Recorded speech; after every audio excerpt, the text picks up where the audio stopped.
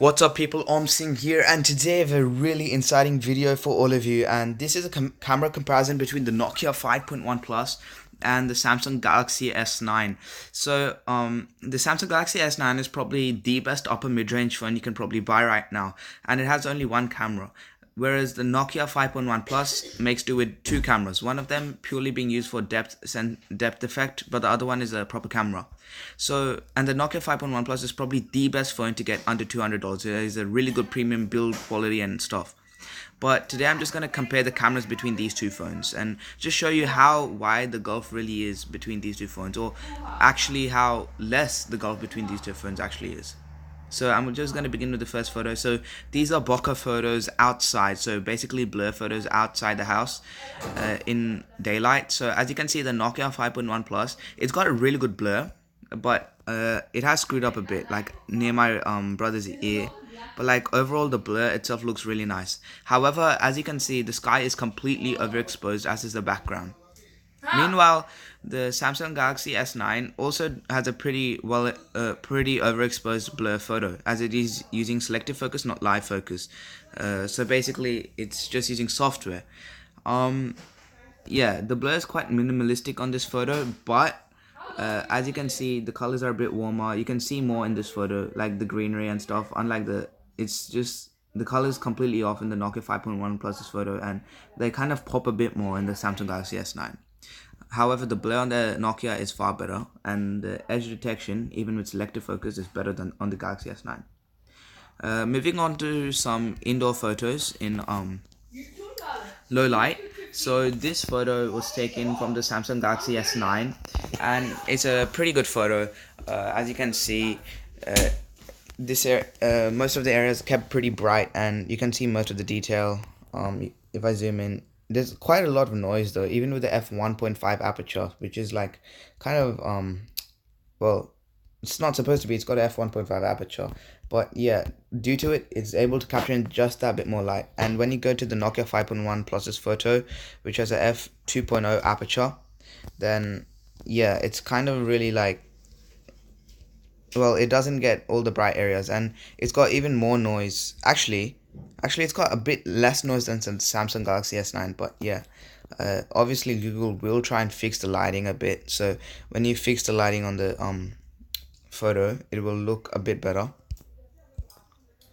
But yeah, overall, the Samsung Galaxy S9, if you're just pointing and shooting, will have a far better photo. Now, moving on to some bokeh photos indoors. And this photo is once again of my brother. And here, I clearly prefer the Nokia's photo. It has the better blur. Edge detection is pretty similar on both these photos. Although my brother's face looks better on the Samsung Galaxy S9 due to that smart scene recognition and stuff, I just prefer the blur on the Nokia, and you can also adjust the blur on the Nokia. So I actually prefer the blur on the Nokia. Yeah. This is just a normal photo of my brother, and that's on the Samsung, and that's on the Nokia. The Nokia one is made way too much cool. The colors are dull, they don't pop. Meanwhile, the Samsung Galaxy S9 has gone to the other end of the scale, and it has saturated the photo a bit. Neither of these photos is realistic, but I'd say the S9 is a bit more realistic. It's warmer and basically just looks more nice and pleasing to the eyes. Sorry about the notification. So this is a panorama shot taken with the Galaxy S9, and this is the one with the Nokia. So I'm just gonna get in there. Okay, 1 second. That's pretty bad. That's the VR version.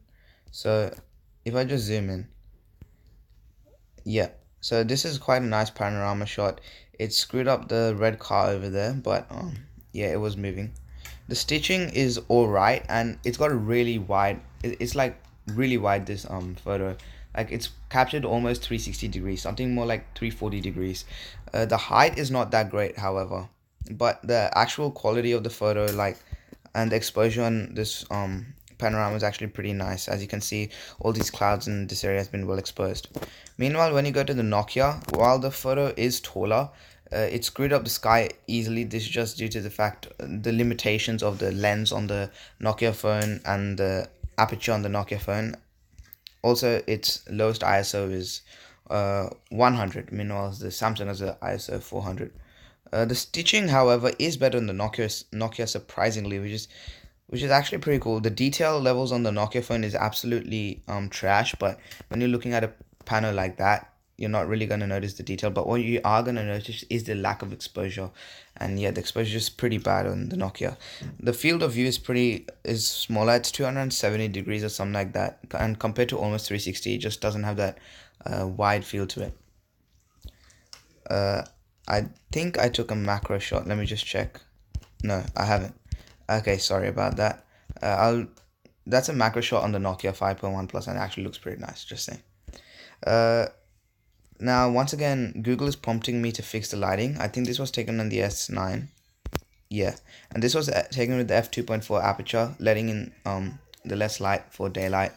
And this is taken with the Nokia, and surprisingly, the Nokia's one looks actually really good.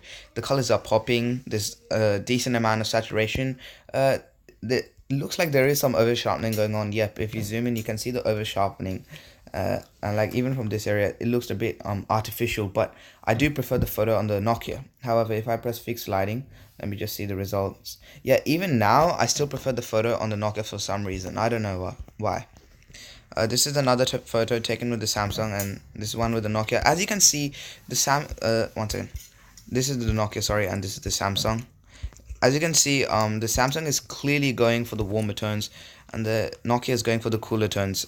I think the Nokia has a bit more detail here, or is it just over sharpening? Now, the Nokia is over sharpening the photos, but like it doesn't look unnatural. The over sharpening, it just looks pretty nice. Uh, I can fix the lighting. I might as well. However, if for these photos, I actually prefer the Nokia for some reason. Moving on to the selfies outdoors. This was taken with the Nokia. It's pretty bad, as you can see. It's kind of screwed up that area. The blur is all right.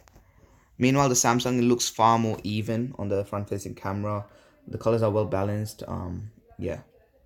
This is a selfie again, facing against the light with the blur.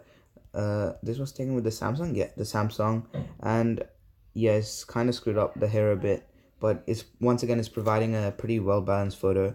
Meanwhile, the Nokia is just tried to make the image pop a lot. Look, I see why a lot of people might like the Nokia photo, but realistically speaking, the Samsung has the better photo. And this was taken with the Nokia. This with the Samsung. Nokia, Samsung. So what I have to take away from this is that the Nokia basically goes for the cooler tones. Indoors it suffers from like lack of detail. Outdoors it actually performs really well. It has a tiny boost of saturation, and but for some reason the exposure is pretty well done. It just looks really nice here. Like yeah, I just prefer the outdoor photos of the Nokia for some reason. That's pretty confusing. However, these photos were taken on a cloudy day, and I will do another photo comparison on a pretty brightly lit day. So, yeah, the Samsung phone, this S9 has a better camera by far, but like when you take video into account, I haven't added a video because the Nokia only does slow-mo at 120 frames per second and 1080p at 30. So yeah, it just get utterly thrashed, and it has this weird jelly effect. But like just for pure photos, uh both cameras are pretty good. The Nokia is really good for its price. Like based on these camera results, I would say that if you want a really solid camera for a low price, probably get the Nokia. Because I've tested out Honor 8X and some phones like that. I've had to play around with them, and they can't match up to the S9. They just over sharpen the image too much. So yeah, I actually think the Nokia is pretty good value for money here. Oh, sorry.